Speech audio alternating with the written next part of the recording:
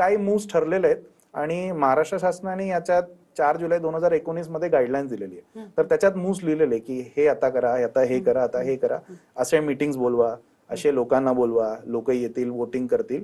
हा गेम ठरलेला गेम आहे. त्या ठरलेल्या गेम मध्ये जर आपण मध्ये लोकांचं एकामेकाबद्दल काही वेगळे भावना येतात तर ते गेम थोडस बिघडू शकतो. पण गेम ठरलेला आहे. तर म्हणून म्हणजे कधी कधी आम्ही युट्यूबमध्ये पण आम्ही सांगतो की अरे हा सोपा आहे, तर आम्ही बऱ्यापैकी लोक ट्रोल पण करतात, अरे यांनी म्हणजे रिडेव्हलपमेंट केलंच नाहीये. पण मी तुम्हाला सांगतो की आमचं सोसायटीचं रिडेव्हलपमेंट आणि 3.5चे रिडेव्हलपमेंट केल्यानंतर प्रक्रिया सोपं आहे. जर आपापसात जर मतभेद आणि मनभेद हे दोन जर आपण थोडं दिवसासाठी साईडला ठेवलं तर आय थिंक रिडेव्हलपमेंट हा खूप सोपं प्रक्रिया आहे. आय थिंक छोट्या मुलाने जर रिडेव्हलपमेंट केलं ना तर आय थिंक रिडेव्हलपमेंट खूप सोपं होईल. कारण ते काय करतात, भांडतात आणि नंतर सोडून देतात. मोठे लोक भांडतात आणि सोडत नाही, तर ते धरून बसतात की अरे त्यांनी असं कसं सांगितलं, आणि काय सांगितल्यापेक्षा कसं सांगितलं ना याच्यावरती जरा भर जास्त येतो.